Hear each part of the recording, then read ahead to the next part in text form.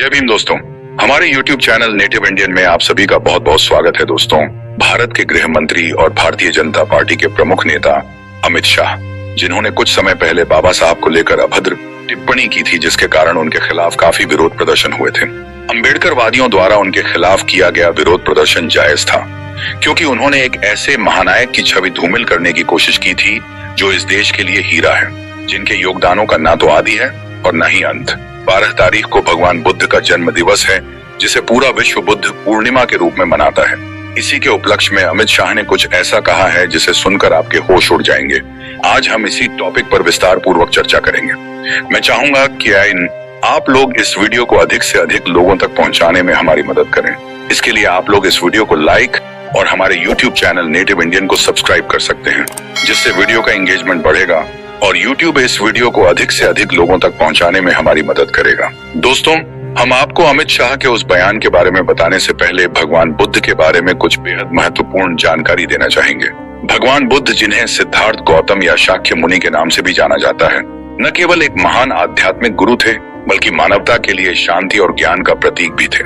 उनकी शिक्षाएं, जिन्हें बौद्ध धर्म के रूप में विश्व भर में पहचाना जाता है, आज भी लाखों लोगों के लिए प्रेरणा का स्रोत है। यह शिक्षाएं जीवन के दुखों से मुक्ति, आत्म जागरूकता और विश्व के प्रति करुणा का मार्ग दिखाती हैं। बुद्ध का दर्शन सरल, व्यावहारिक और सार्वभौमिक है, जो न केवल व्यक्तिगत विकास को प्रोत्साहित करता है, बल्कि सामाजिक सद्भाव और पर्यावरणीय संतुलन को भी बढ़ावा देता है। सिद्धार्थ गौतम का जन्म 6वीं शताब्दी ईसा पूर्व में लुम्बिनी, जो अब नेपाल में है, वहां एक शाक्य राजवंश के राजकुमार के रूप में हुआ था। उनका प्रारंभिक जीवन राजसी वैभव, ऐश्वर्य और सुख सुविधाओं से भरा था। महल की 4 दीवारी के भीतर उन्हें हर वह सुख प्राप्त था जिसकी कोई कल्पना कर सकता है। लेकिन एक दिन जब वे अपने रथ पर सैर के लिए निकले, तो उन्होंने जीवन के कटु सत्य देखे। एक वृद्ध व्यक्ति जिसका शरीर समय की मार से झुक गया था, एक रोगी जो दर्द में कराह रहा था, और एक मृत शरीर जो जीवन की नश्वरता का प्रतीक था। इन दृश्यों ने उनके हृदय को झकझोर दिया। फिर उन्होंने एक सन्यासी को देखा जो शांत और संतुष्ट था। इस दृश्य ने उनके मन में एक गहरी जिज्ञासा जगा दी। क्या जीवन में दुख से मुक्ति संभव है? यही वह क्षण था जब सिद्धार्थ ने अपने राजसी जीवन को त्यागने का निर्णय लिया। मात्र 19 वर्ष की आयु में उन्होंने अपना महल, परिवार और सुख सुविधाएं छोड़ दी और एक तपस्वी के रूप में ज्ञान की खोज में निकल पड़े। सिद्धार्थ ने वर्षों तक कठोर तपस्या की। उन्होंने शरीर को कष्ट दिए, भूखे रहे और आत्मनियंत्रण के कठिन मार्ग पर चले। लेकिन उन्हें जल्द ही एहसास हुआ कि अति तपस्या से सत्य की प्राप्ति नहीं हो सकती। एक दिन जब वे पूरी तरह से कमजोर हो चुके थे, एक ग्वालिन ने उन्हें खीर भेंट की। इस भोजन ने उन्हें नई ऊर्जा दी। उन्होंने निर्णय लिया कि ना तो अति भोग और ना ही अति तपस्या सही मार्ग है। इसके बजाय उन्होंने मध्यम मार्ग को चुना। बोधगया में एक पीपल के वृक्ष के नीचे गहन ध्यान में लीन होकर सिद्धार्थ ने आत्मज्ञान प्राप्त किया। उस क्षण वे भगवान बुद्ध बन गए, जागृत पुरुष जिसने सत्य को देख लिया था। इसके बाद उन्होंने अपने जीवन के शेष वर्ष मानवता को अपने अनुभवों और शिक्षाओं से प्रेरित करने में समर्पित कर दी। बुद्ध की शिक्षाओं का केंद्र बिंदु 4 आर्य सत्य हैं, जो बौद्ध धर्म की नींव बनाते हैं। पहला सत्य है दुख। बुद्ध ने कहा कि जीवन में दुख सर्वव्यापी है। जन्म लेना दुख है, बूढ़ा होना दुख है, बीमार पड़ना दुख है, मृत्यु दुख है, प्रियजनों से बिछड़ना, अप्रिय लोगों का साथ और इच्छाओं की पूर्ति ना होना, ये सब दुख के रूप हैं। यह सत्य हमें जीवन की वास्तविकता से रूबरू कराता है। दूसरा सत्य है दुख का कारण। बुद्ध ने बताया कि दुख का मूल कारण तृष्णा या लालसा है। यह लालसा सांसारिक सुखों, भौतिक वस्तुओं या यहाँ तक कि अमृता की इच्छा के रूप में प्रकट हो सकती है। यह तृष्णा हमें बार बार दुख के चक्र में फंसाती है। तीसरा सत्य है दुख का निवारण। बुद्ध ने आशा का संदेश दिया कि दुख से मुक्ति संभव है। यह मुक्ति निर्वाण के माध्यम से प्राप्त की जा सकती है। निर्वाण वह अवस्था है जहाँ सभी लालसाएं, अज्ञान और दुख समाप्त हो जाते हैं और व्यक्ति पूर्ण शांति और स्वतंत्रता का अनुभव करता है। चौथा सत्य है दुख से मुक्ति का मार्ग, जिसे अष्टांगिक मार्ग के रूप में जाना जाता है। अष्टांगिक मार्ग बुद्ध की शिक्षाओं का एक व्यावहारिक और संतुलित दृष्टिकोण है, जो जीवन को नैतिक, मानसिक और आध्यात्मिक रूप से समृद्ध करने का रास्ता दिखाता है। यह मार्ग 8 भागों में विभाजित है, जो 3 मुख्य श्रेणियों शीला, समाधि और प्रज्ञा के अंतर्गत आते हैं। शीला यानी नैतिकता में सम्यक वाणी, सम्यक कर्म और सम्यक आजीविका शामिल है। सम्यक वाणी का अर्थ है सत्य बोलना, दयालु शब्दों का प्रयोग करना और ऐसी बातें कहना जो दूसरों के लिए उपयोगी हो। सम्यक कर्म में हिंसा, अनैतिक व्यवहार से बचना शामिल है। सम्यक आजीविका का मतलब है ऐसा पेशा चुनना जो किसी को नुकसान न पहुंचाए। समाधि यानी मानसिक अनुशासन में सम्यक प्रयास, सम्यक स्मृति और सम्यक समाधि आते हैं। सम्यक प्रयास का अर्थ है नकारात्मक विचारों को रोकना और सकारात्मक विचारों को बढ़ावा देना। सम्यक स्मृति का मतलब है वर्तमान क्षण में पूरी तरह जागरूक रहना, अपने विचारों, भावनाओं और शारीरिक संवेदनाओं पर ध्यान देना। सम्यक समाधि में गहन ध्यान की अवस्था प्राप्त करना शामिल है, जो मन को शांत, स्थिर और एकाग्र बनाता है। प्रज्ञा यानी बुद्धि में सम्यक दृष्टि और सम्यक संकल्प आते हैं। सम्यक दृष्टि का अर्थ है 4 आर्य सत्यों को समझना और जीवन की अनित्यता, दुख और आत्महीनता को स्वीकार करना। सम्यक संकल्प में करुणा, त्याग और अहिंसा के प्रति समर्पण शामिल है। अष्टांगिक मार्ग को बुद्ध ने मध्यम मार्ग कहा, जो अति भोग और अति तपस्या के बीच संतुलन बनाता है। दोस्तों, अब हम आपको अमित शाह द्वारा दिए गए बयान के बारे में बताएंगे। एक सभा में जब गृह मंत्री अमित शाह ने मंच संभाला तो उन्होंने श्रोताओं को एक कहानी सुनाने का फैसला किया।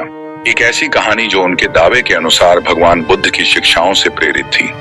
उन्होंने बड़े उत्साह और नाटकीय अंदाज में कहानी शुरू की। एक बार की बात है, शाह ने कहा, एक माँ अपने छोटे से बेटे को लेकर भगवान बुद्ध के पास पहुंची। वह माँ परेशान थी क्योंकि उसका बेटा गुड़ खाने का इतना आदी था कि वह रुक ही नहीं पाता था। उसने बुद्ध से विनती की, हे भगवान, मेरे बेटे को कोई ऐसा उपदेश दें जिससे वह इस बुरी आदत को छोड़ दे। लेकिन बुद्ध ने उस वक्त कुछ नहीं कहा। वे बस मुस्कुराए और चुप रहे। माँ हैरान थी, पर बिना जवाब के वह लौट गई। 7 दिन बाद बुद्ध ने उस माँ और बेटे को फिर से बुलाया। इस बार उन्होंने बच्चे को प्यार से समझाया, बेटा, गुड़ खाना सेहत के लिए हानिकारक है, इसे कम से कम खाया करो। बच्चा बात मानने को तैयार हो गया, लेकिन माँ का सब्र अब जवाब दे चुका था। उसने बुद्ध से पूछ लिया, प्रभु, आपने 7 दिन पहले यह बात क्यों नहीं कही? बुद्ध ने फिर वही शांत मुस्कान बिखेरी और जवाब दिया, क्योंकि 7 दिन पहले मैं खुद भी बहुत गुड़ खाता था। मैंने पहले अपनी आदत सुधारी, तभी तुम्हारे बेटे को उपदेश देने का हक समझा। जैसे ही शाह ने कहानी खत्म की, सभा में तालियों की गूंज उठी। लोग उनकी वाक्पटुता और इस कहानी के पीछे छिपे कथित नैतिक संदेश से अभिभूत दिखे। लेकिन दोस्तों, जरा ठहरिए और इस कहानी को गहराई से देखिए। यह कहानी सुनने में जितनी आकर्षक लगती है, उतनी ही खोखली और बेतुकी है। सच्चाई यह है कि यह कहानी किसी भी बौद्ध ग्रंथ में दर्ज नहीं है। ना ही जैन, ना ही हिंदू, ना ही किसी अन्य धार्मिक साहित्य में इसका कोई जिक्र मिलता है। यह कहानी तर्क की कसौटी पर भी खरी नहीं उतरती। सोचिए, क्या भगवान बुद्ध, जिन्हें आत्म संयम और ज्ञान का प्रतीक माना जाता है, खुद गुड़ की लत में फंसे होंगे? और अगर ऐसा था भी तो क्या वे 7 दिन में अपनी आदत छोड़कर बच्चे को उपदेश देने बैठ गए? यह कहानी न केवल अतार्किक है, बल्कि भगवान बुद्ध जैसे महान दार्शनिक की छवि को भी हास्यास्पद बनाती है। यह कहानी दोस्तों पूरी तरह मनगढ़ंत है। यह एक ऐसी काल्पनिक उड़ान है जो ना तो ऐतिहासिक है, ना तथ्यात्मक, और ना ही नैतिक रूप से कोई गहरा संदेश देती है। और यही वह बिंदु है जहां हमें रुककर नेताओं की चालबाजियों को समझना होगा। अमित शाह जैसे नेता, जो देश की सत्ता के शीर्ष पर बैठे हैं, ऐसी कहानियों का सहारा क्यों लेते हैं? क्या यह केवल भीड़ को प्रभावित करने की चाल है, या फिर यह एक सोची समझी रणनीति है जिसके जरिए वे तथ्यों को तोड़ मरोड़ कर धार्मिक प्रतीकों का दुरुपयोग करके लोगों की भावनाओं को भड़काते हैं? दोस्तों, यह कहानी सिर्फ एक कहानी नहीं है। यह उन घटिया हरकतों का प्रतीक है जिनके जरिए कुछ नेता देश की जनता को गुमराह करते हैं। यह उस मानसिकता को दर्शाती है जो देश के भविष्य, उसकी प्रगति और उसकी एकता की बजाय सस्ती लोकप्रियता और तात्कालिक तालियों को प्राथमिकता देती है। जब नेता ऐसी उलटी सीधी बयानबाजी करते हैं तो वे न केवल अपनी विश्वसनीयता को ठेस पहुंचाते हैं, बल्कि उन महान हस्तियों का भी अपमान करते हैं जिनके नाम पर वे अपनी बात रखते हैं। इस कहानी का भगवान बुद्ध से कोई लेना देना नहीं है। यह ना तो उनकी शिक्षाओं को दर्शाती है, ना ही उनके जीवन के किसी प्रसंग से जुड़ी है, बल्कि यह कहानी बुद्ध के विचारों और उनके संदेशों का अपमान है। भगवान बुद्ध, जिन्होंने करुणा और आत्म जागरूकता की मिसाल कायम की, उनकी छवि को इस तरह की मनगढ़ंत कहानियों में उलझाना निंदनीय है। इसलिए मेरे दोस्तों, मैं आपसे एक आग्रह करता हूँ, आंखें खोलिए, सच को परखिए और ऐसे नेताओं से सावधान रहिए। वे जो कहते हैं उसे आंख मूंद कर ना माने। हर कहानी, हर बयान, हर दावे को तथ्यों की कसौटी पर कसे।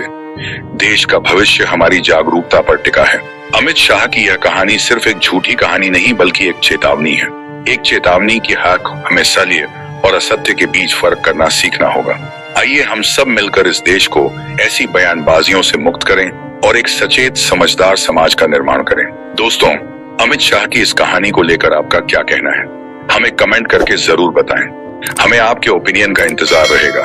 आपने हमारी वीडियो को यहाँ तक देखा, इसके लिए आपका बहुत बहुत आभार।